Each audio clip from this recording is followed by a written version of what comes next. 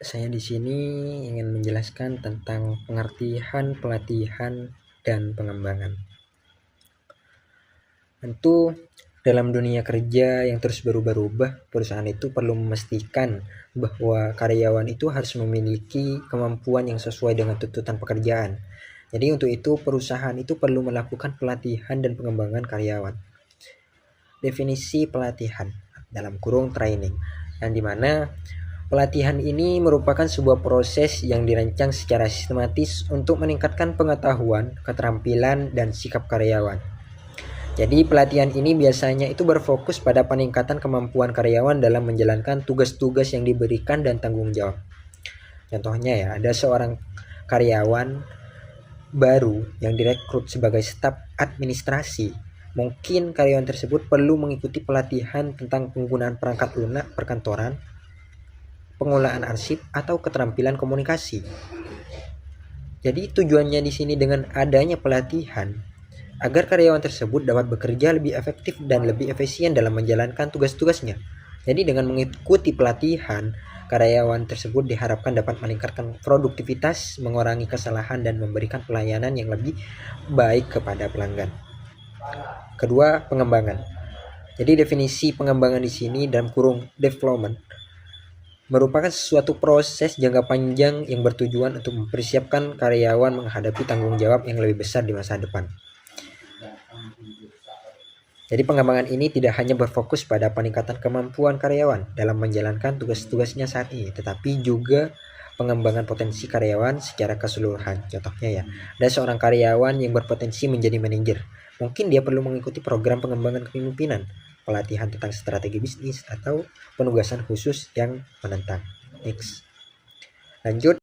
Next, di sini ada analisis kebutuhan pelatihan dalam kurung training needs analysis, yang dimana analisis ini merupakan sebuah proses sistematis yang dilakukan untuk mengidentifikasi kesenjangan antara kinerja karyawan saat ini dengan kinerja yang diharapkan.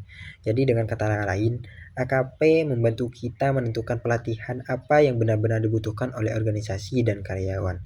Dan mengapa analisis kebutuhan pelatihan itu sangat penting? Jadi yang pertama itu karena bisa tepat sasaran, yang dimana dengan adanya pelatihan yang diberikan akan sesuai dengan kebutuhan dan prioritas organisasi. Yang kedua, efisiensi biaya. Jadi dengan adanya pelatihan, efisiensi biaya di sini bisa menghindari pemborosan biaya untuk pelatihan yang tidak relevan atau tidak memberikan dampak signifikan.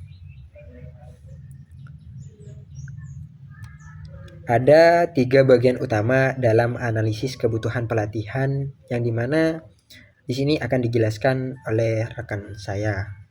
Baik, terima kasih. Assalamualaikum warahmatullahi wabarakatuh.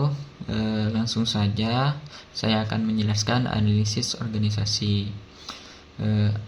Pengertian analisis organisasi adalah proses evaluasi menyeluruh untuk mengetahui apakah sebuah organisasi membutuhkan pelatihan atau tidak. Penilaian analisis organisasi di sini dilakukan dengan melihat beberapa aspek penting. Di sini ada 5 aspek. Yang pertama, tujuan organisasi. Jadi apa yang ingin dicapai dalam organisasi di situ. Yang pertama aspek yang pertama. Kemudian aspek yang kedua, strategi. Maksudnya di sini bagaimana cara organisasi mencapai tujuan tersebut. Kemudian yang ketiga, sumber daya. Sumber daya di sini termasuk tenaga kerja, dana, dan fasilitas yang tersedia. Kemudian budaya kerja. Maksudnya bagaimana kebiasaan kerja di organisasi tersebut, seperti itu. Kemudian yang kelima atau yang terakhir, kondisi lingkungan. Misalnya kondisi pasar, teknologi, dan persaingan. Jadi intinya analisis organisasi di sini membantu memastikan bahwa pelatihan yang dilakukan benar-benar sesuai dengan kebutuhan perusahaan. Kemudian di slide yang selanjutnya, analisis tugas. Analisis tugas di sini pengertiannya proses untuk mempelajari sebuah pekerjaan secara mendalam. Di sini ada dua tujuan. Yang pertama, tujuannya apa saja tugas-tugas utama yang harus dilakukan, seperti itu tujuannya. Yang kedua, kompetisi apa saja yang diperlukan agar pekerjaan itu bisa dilakukan dengan baik. Di sini kompetisi di sini ada 3. Yang pertama pengetahuan, yang kedua keterampilan, yang ketiga sikap. Kemudian langkah-langkah dalam analisis tugas. Di sini ada 4 langkah. Yang pertama mengidentifikasi tugas utama pekerjaan. Kemudian yang kedua menentukan kompetisi yang dibutuhkan. Yang ketiga menentukan standar kinerja. Yang terakhir mengidentifikasi kesenjangan antara kondisi yang ideal dan kondisi karyawan saat ini.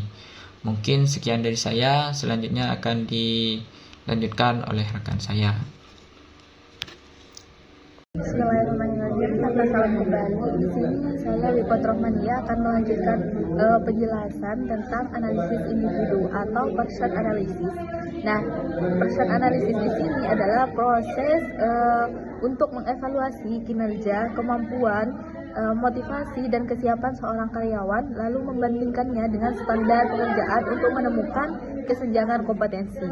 Nah, artinya analisis individu itu adalah cara melihat dan menilai bagaimana seorang karyawan itu bekerja. Nah, kemampuan yang dimilikinya, motivasi atau semangatnya, serta kesiapan dia melakukan tugas. Nah, setelah itu, hasil penilaian ini dibandingkan dengan standar atau harapan pekerjaan untuk mengetahui apakah ada kekurangan atau hal yang perlu diperbaiki pada kemampuan karyawan tersebut. Nah, selanjutnya yaitu penjelasan mengenai manfaat pelatihan dan pengembangan SDM. Yang pertama yaitu meningkatkan kinerja karyawan. Jadi karyawan itu jadi lebih terampil dan pintar dalam menjalankan tugasnya sehingga hasil kerja mereka lebih baik. Nah, yang kedua yaitu mengurangi kesalahan kerja dan meningkatkan kualitas. Nah, setelah pelatihan, karyawan lebih sedikit melakukan kesalahan. Jadi pekerjaan mereka itu lebih rapi dan sesuai standar. Yang ketiga yaitu meningkatkan produktivitas tenaga kerja. Artinya apa? Karyawan itu bekerja lebih cepat dan efisien sehingga perusahaan itu bisa menghasilkan lebih banyak dengan waktu yang sama. Yang keempat yaitu mendorong motivasi dan kepuasan kerja. Nah, pelatihan itu membuat karyawan merasa dihargai dan lebih semangat bekerja karena apa? Karena mereka terus belajar dan berkembang. Nah, yang kelima yaitu menyiapkan SDM untuk promosi dan pengembangan karir. Nah, maksudnya bagaimana? Pelatihan itu membantu karyawan siap menghadapi posisi kerja yang lebih tinggi atau tanggung jawab yang lebih besar. Yang keenam yaitu mengurangi turnover. Nah, maksudnya bagaimana? Karyawan itu yang merasa mendapat perhatian dan kesempatan belajar cenderung betah bekerja dan tidak mudah pindah kerja. Jadi mereka tidak mudah untuk mengundurkan diri gitu. Yang terakhir yaitu meningkatkan kemampuan adaptasi terhadap perubahan. Nah, karyawan itu jadi lebih siap menghadapi perubahan di tempat kerja seperti teknologi baru atau kerja yang berbeda. Jadi mungkin itu saja yang bisa saya sampaikan. Kurang lebihnya mohon maaf. Wassalamualaikum warahmatullahi wabarakatuh.